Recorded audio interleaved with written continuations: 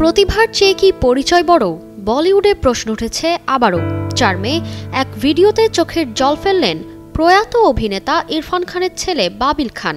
বলিউডকে বললেন জঘন্য। Bollywood is the most fakest. এক ইনস্টাগ্রাম ভিডিওতে বলিউড ইন্ডাস্ট্রিকে জঘন্য আখ্যা দিয়ে নাম বলেন অনন্যা পান্ডে, সানায়া কাপুর, অর্জুন কাপুর সহ একাধিক তারকার।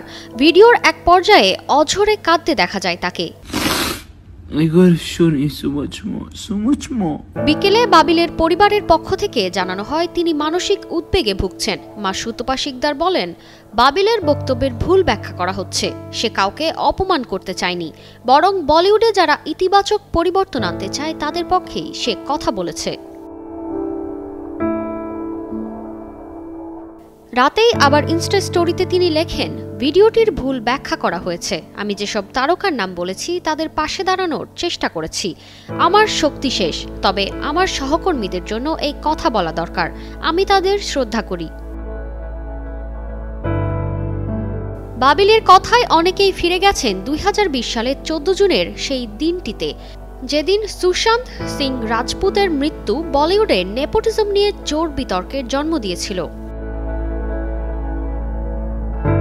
2020 সালে ব্যান্ড্রার ফ্ল্যাট থেকে বলিউড অভিনেতা সুশান্ত সিং রাজপুতের ঝুলন্ত মরদেহ উদ্ধার করার পর পরিবারের দাবি সুশান্তকে আত্মহত্যায় প্ররোচনা দেওয়া হয়েছিল। তার মৃত্যুর পেছনে বলিউডের ভেতরের গোষ্ঠীবাজি, নেপোটিজম ও অস্বীকৃত প্রতিভার প্রতি অবহেলার দিকগুলো উঠে আসে।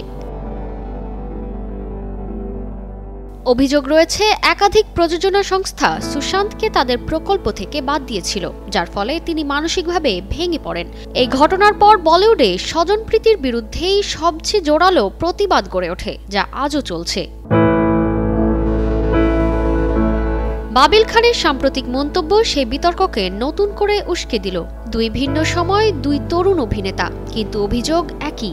বাবিল নিজে একজন স্টার কিড, কিন্তু বলিউডের ভেতরের চাপ, প্রতিযোগিতা এবং মানসিক অস্থিরতা তিনি নিজের অভিজ্ঞতা থেকেই প্রকাশ করেছেন। বাবিলের কান্না যেন সুশান্তের নীরব চিৎকারকেই নতুন করে ভাষা দিল।